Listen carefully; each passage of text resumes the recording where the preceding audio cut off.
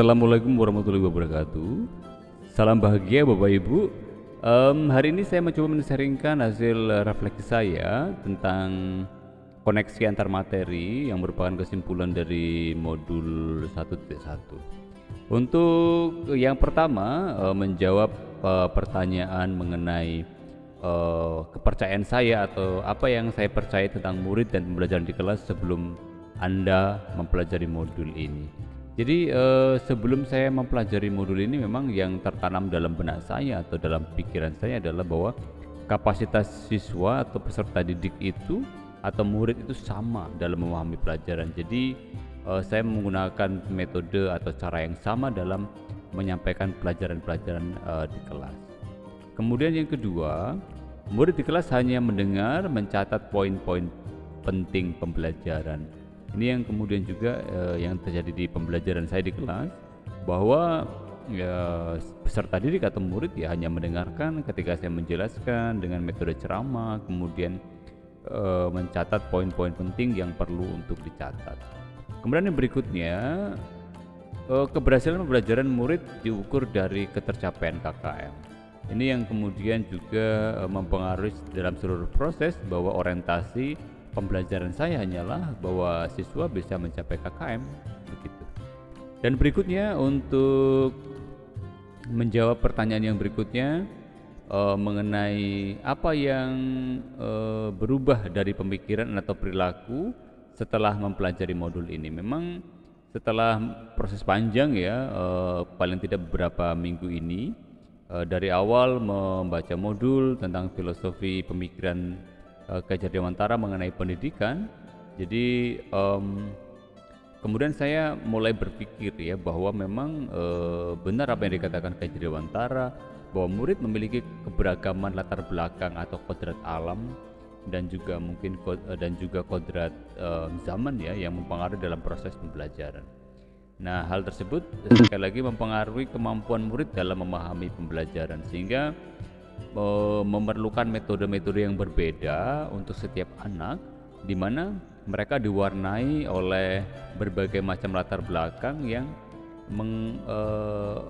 menentukan bagaimana mereka mampu memahami sebuah materi pembelajaran.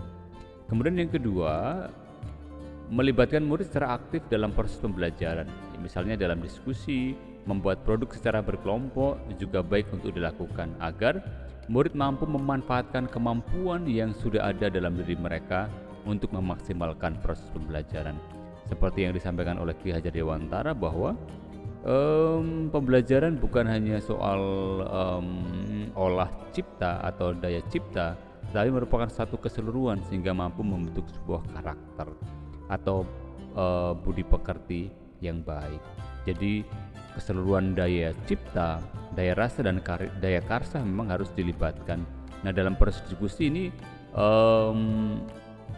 dapat muncul atau dapat terolah karena memang mereka bisa saling berbagi, saling memahami satu dengan yang lain, hingga memunculkan gagasan-gagasan yang bagi kelompok tersebut atau dalam diskusi tersebut bisa tersalurkan. Jadi proses pembelajaran dapat berjalan dengan baik dengan menggali potensi-potensi yang ada dalam peserta didik. Kemudian yang berikutnya, keberhasilan pembelajaran bukan hanya keberhasilannya bukan terdapat hanya pada tercapainya KKM saja, tetapi terbentuknya karakter murid. Ini yang menurut saya menjadi perubahan pola pikir dalam diri saya, bahwa karakter atau budi pekerti yang baik akan terbentuk jika proses pembelajaran melibatkan proses yang menyeluruh, yaitu dengan menyatukan daya cipta, pengetahuan, daya rasa, dan daya karsa, sehingga keberhasilan pembelajaran bukan semata-mata keberhasilan murid, tetapi juga bermanfaat bagi orang lain. Karena seperti dikatakan Ki Hajar Dewantara, bahwa proses mendidik anak sama seperti proses mendidik masyarakat, bukan hanya berguna bagi diri atau person saja, tetapi untuk orang lain, untuk bangsa, untuk masyarakat.